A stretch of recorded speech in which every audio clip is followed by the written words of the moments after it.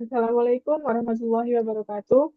Selamat malam, kami dari kelas 3 Sarjana Terapan Teknik Telekomunikasi A akan menyampaikan hasil dari proyek perancangan FTTH Perumahan Pantai Mentari Surabaya. Sebelumnya saya akan memperkenalkan terlebih dahulu anggota kelompok kami yaitu Rinus Al-Anhar, Ardia Dwi Maulidiyah, dan Kredita Pratnyajingan. Sebelum masuk ke hasil proyek desain FTTH, saya akan membahas sekilas mengenai jaringan FTTH. Jadi jaringan FTTH atau Fiber to the Home merupakan teknologi jaringan berbasis fiber optik untuk menghubungkan penyedia layanan internet secara langsung ke rumah pelanggan.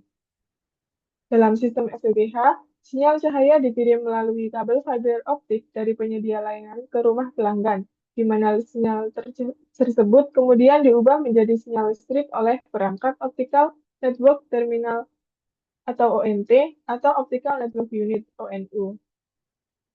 Selanjutnya, saya akan membahas mengenai perhitungan kebutuhan perangkat untuk desain jaringan FTTH di Perumahan Pantai Mentari, Surabaya. Karena total home pass adalah 312 unit dan digunakan passive splitter 1:8 dari ODP ke ONT, maka total splitter yang diperlukan adalah 39 splitter atau 39 ODP. Kemudian untuk total jalur kabel distribusi atau kabel drop yang terhubung dengan rumah pelanggan adalah sama dengan total ODP yaitu 39. Kemudian untuk menghitung kapasitas kabel distribusi adalah dengan membagi total splitter 1:8 dengan total core pada kabel FO yaitu 12, sehingga terdapat 4 jalur untuk kabel distribusi dari ODC ke ODP. Dan pada titik ini digunakan passive splitter 1:4. Sehingga untuk menghitung total ODC yang digunakan adalah total ODP dibagi dengan total jalur distribusi yaitu 39 dibagi 4, sehingga total ODC pada desain ini adalah 10 ODC. Karena terdapat 4 jalur distribusi dengan total 10 ODC, maka total port yang digunakan pada perangkat OTB adalah 40 port, sehingga digunakan OTB yang memiliki 96 port, serta jumlah core kabel feeder yang digunakan adalah 12 core. Selanjutnya akan dijelaskan oleh teman saya. Selanjutnya ada perancangan Google Earth yang menggunakan aerial dropper. Next. Lokasi perencanaan kami berada di Perumahan Pantai Mentari Surabaya yang berjumlah 312 pelanggan. Next. Aerial drop core adalah jenis kabel serat optik yang dirancang khusus untuk dipasang di udara, seringkali digantung di antara tiang listrik. Kelebihan dari aerial drop core memiliki kecepatan transmisi data yang tinggi, tahan terhadap cuaca ekstrim, dan juga tahan lama dan perawatan yang rendah. Kemudian untuk kekurangannya sendiri ya ini biaya pemasangan awal yang lebih tinggi dan kerentanan terhadap kerusakan fisik jika tidak dipasang dengan benar. Next. Kemudian ada kabel feeder yaitu STL to ODC. Kabel feeder yang kami gunakan berkapasitas 12 core, tetapi yang diaktifasi hanya 10 core. Jarak dari STO to ODC 7,6 km menggunakan aerial drop core dan menggunakan tiang yang sudah ada. STO ditandai dengan rumah berwarna kuning, kemudian ODC segitiga berwarna merah, dan tiang yang sudah ada ditandai dengan bendera berwarna putih. Kabel feeder ditandai dengan garis yang berwarna merah. Next. Kemudian kabel distribusi yaitu ODC to ODP. Jarak dari ODC to ODP sekitar 49 meter. ODP passive splitter 312 pelanggan dibagi dengan 8 karena uh, kami menggunakan passive splitter 1:8 yang menghasilkan 39 ODP.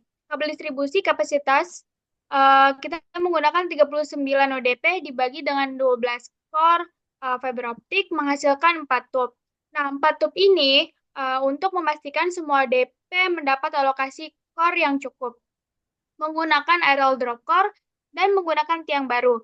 Tiang baru ditandakan dengan bendera berwarna merah dan ODP menggunakan titik dengan warna sesuai kabel distribusi yang digunakan.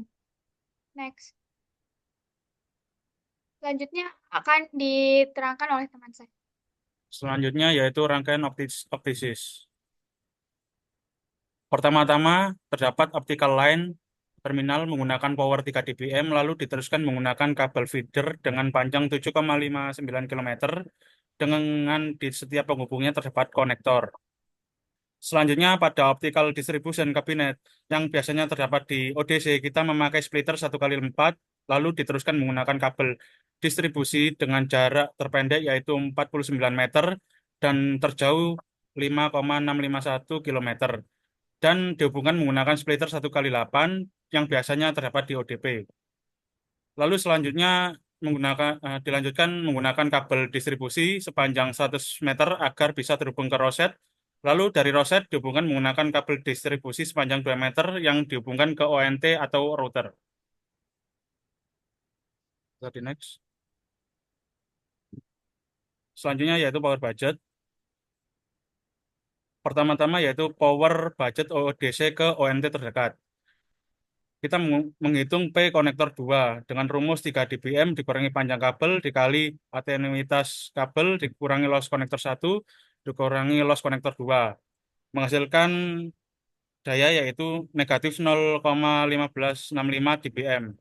Selanjutnya pada P splitter 1/4 yaitu dengan rumus P konektor 2 dikurangi loss pasif splitter ya, menghasilkan yaitu negatif 7,4065 dBm.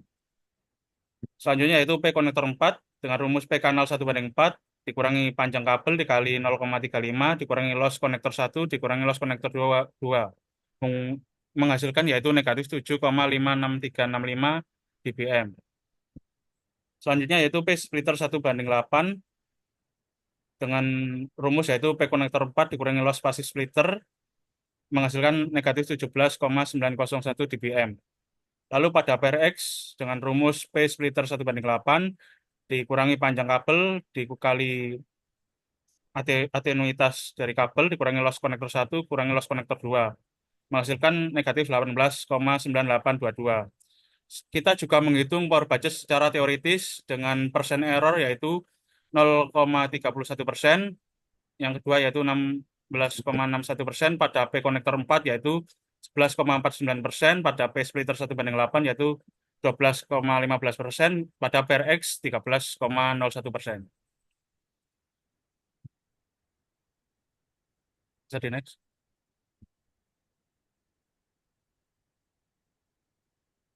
Yang kedua yaitu power budget ODC ke ONT terjauh. Dengan menggunakan rumus yang sama, pada P konektor 2, 3 dBm dikurangi panjang kabel kali 0,35 dikurangi loss konektor 1 dikurangi loss konektor 2 menghasilkan negatif 0,1565 dBm.